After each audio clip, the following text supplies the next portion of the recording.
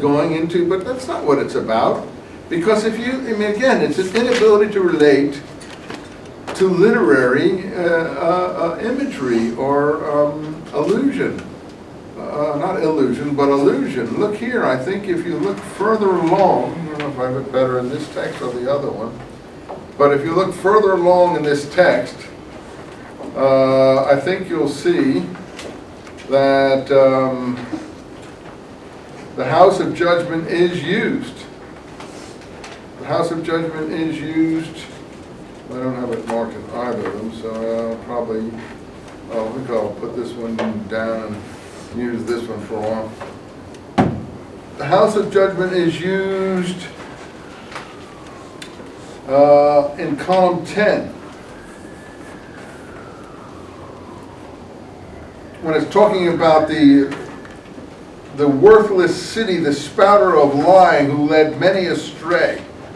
You see, in Isaiah 53:11, my servant, the righteous one, will make many righteous, will justify many. Here he leads many astray in line 9 of column 10.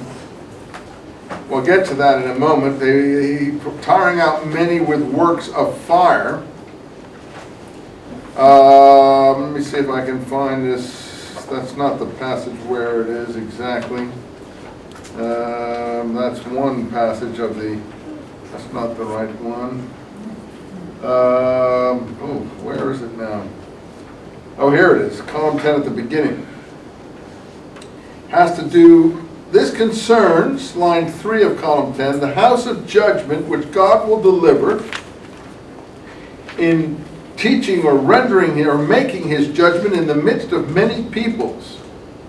And he will arraign, this is not the liar now, this is the wicked priest, what he did to the righteous teacher, and he will arraign him there and condemn him in their midst and judge him with fire and brimstone. Well, judging with fire and brimstone, his judgment in the midst of many peoples, that's the last judgment again. So the house of judgment is an eschatological term. It's not a physical trial as someone like Ramesh would like us to think. It's a last days, last things, allusion to the last judgment. And it means the judgment which God passes. Obviously that's what they're talking about. The judgment which God makes. The house of judgment is the judgment which God delivers. It says it. It defines it in column 10. So if we go back to column 8 rather, this concerns the doers of the house of Judah, whom God will save from the house of judgment because of their. That's how you're saved at the last judgment. The house of judgment is the judgment God will deliver among many nations, and when he gives the evil people and so on fire and brimstone. I mean, this is not my picture of the universe, I apologize, but it's their picture of the universe. We're trying to enter their view, right? Not our view. This is how they saw things then. And again, the closest is some of the stuff we see in early Christianity. But this only applies to doers of the Torah in the house of Judah and works and faith in the righteous teacher. Now in the Christianity, it's the letter of James, it's works and faith in Jesus, if you want to call him.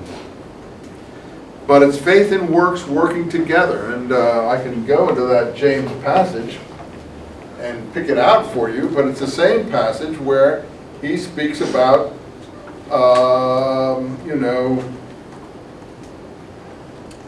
the kingdom reserved for those who love him, and despising the poor, and keeping the royal law of Scripture, and you shall love your neighbors yourself, and you stumble on one point of the law, if you keep the whole of it, but stumble on one point, you're guilty of breaking it all. And judgment without mercy for those who do not have mercy. That's all in chapter 2. And even so, finally, he says, faith without works is dead. So So someone says, you have faith and I have works. Show me your faith apart from your works, and I will show you my faith with my works.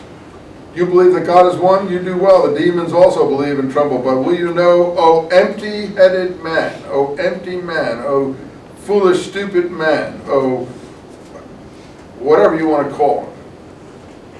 Was not our father Abraham, very Jewish, declared just by works? And this is not a fake father or something. This is a real father. This is Abraham, Isaac, and so on, Sarah.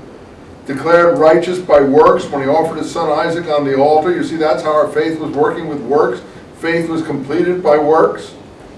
And Scripture was fulfilled, which says, and Abraham believed in God and it was counted for him as righteousness. There's Genesis 15:6 that Paul is also working on in Galatians. So he knows that Paul is working on that in Galatians and Habakkuk 2:4. And he was called a friend of God.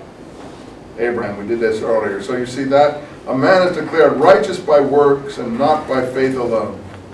So faith apart from works is dead. Anyway, faith and works working together. That's where it is in Christian theology in terms of the argument of what people normally consider to be Paul and James. And here it is here, and it's the Jamesian side.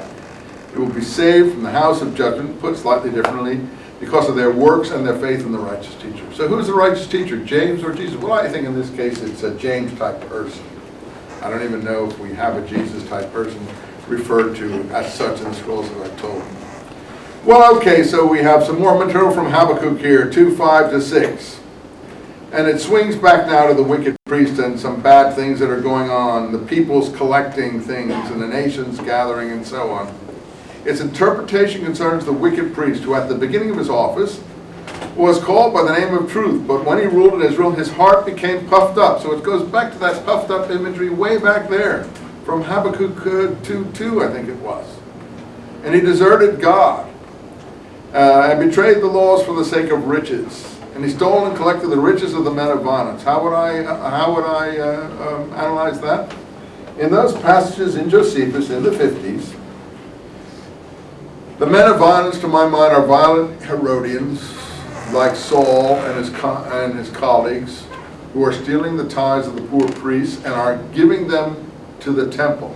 So this person steals and collects the riches of the men of violence who rebelled against God.